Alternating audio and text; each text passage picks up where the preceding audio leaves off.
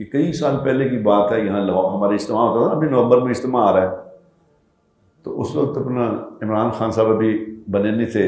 مطلب ایک دو سیٹیں ہوتی تھیں ان کی خان صاحب کی، تو میں عمران بھائی کو لے کے گیا رائے گڑھ، اور اس میں ہمارے بزرگ ہوتے تھے مولانا سعد صاحب، وہ ہندوستان سے تشریف لایا کرتے، ان کے پاس لے کے گیا، تو عمران بھائی اس میں ینگ تھے بالکل، یہیں ایکسرسائز کرتے تھے، تو میں لے کے گیا تو انہوں نے عمران بھائی کو سامنے ان کے بٹھایا، تو انہوں نے جو بات کی مجھے اس پہ آج یاد آ گئی یہ بات، انہوں نے کہا کہ خان صاحب اللہ نے آپ کو جو یہ مقام دی ہے، عزت دیا ہے، جو عزت دی ہے، مقام دیا ہے، تو آپ سمجھتے ہیں مقام کیوں دیا آپ کو اتنا؟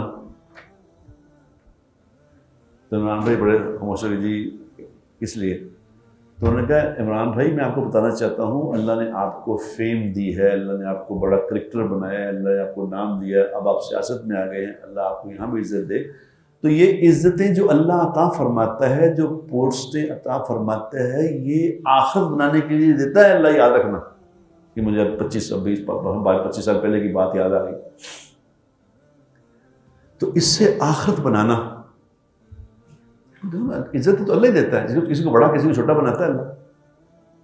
تو جس کو اللہ نے جس مقام پہ رکھا ہے اس سے اس کا سوال ہوگا۔